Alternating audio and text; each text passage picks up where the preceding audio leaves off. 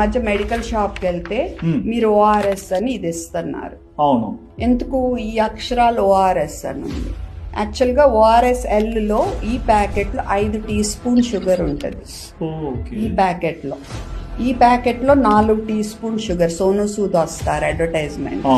Okay, sugar ఎక్కువ ఉంటే motions పెరిగిపోతాయి.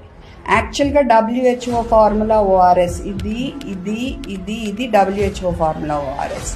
వీటిల్లో ఏంటంటే చక్కెర ఇందులో 5 టీ స్పూన్లు అన్నానా, ఇందులో 1/2 టీ స్పూన్. అంత డిఫరెన్స్. 200 ml 5 టీ స్పూన్ అయితే 200 మిల్లీలో 1/2 టీ స్పూన్.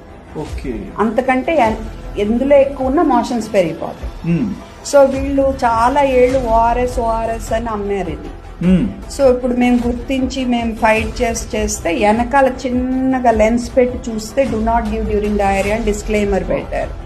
సో నేను బాగుంది, ఇంకా మన పని అయిపోయింది అనుకున్నా. 2 నెలల్లో రూల్ మారిపోయింది. ఎందుకో మీ ఇమాజినేషన్ కే వదిలేస్తున్నాం.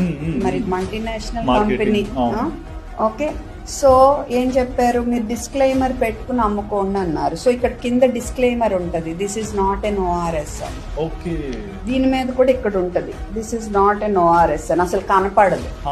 కనపడేదల్లా మీకు ప్రామినెంట్ గా ఓఆర్ఎస్ అనే మాట.